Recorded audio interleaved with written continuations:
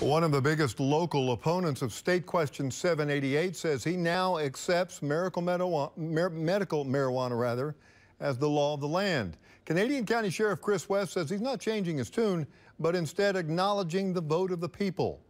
News 9's Kaylee Bourgeois has the story from the Capitol for us. Kaylee?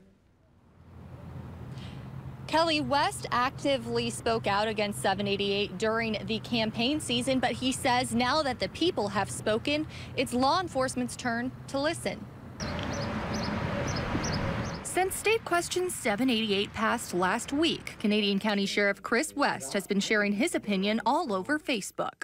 I support the will of the people. The sheriff's post urges the end of the debate and acceptance that medical marijuana is now legal in Oklahoma. As far as I'm concerned, it will be law now. Medical marijuana will be the law of the land in Oklahoma. But just a week ago, West was one of the biggest opponents of 788. Campaigned against it, and I mean vigorously. And I used every platform that I could. West says he was concerned 788 was written too broadly. He's also afraid of the side effects, not necessarily from the drug, but from the law itself. But I think that what it'll do is it'll increase the illegal activity for black market drugs, potential overproduction. So West will wait and see how this new law affects his job as a law enforcement officer.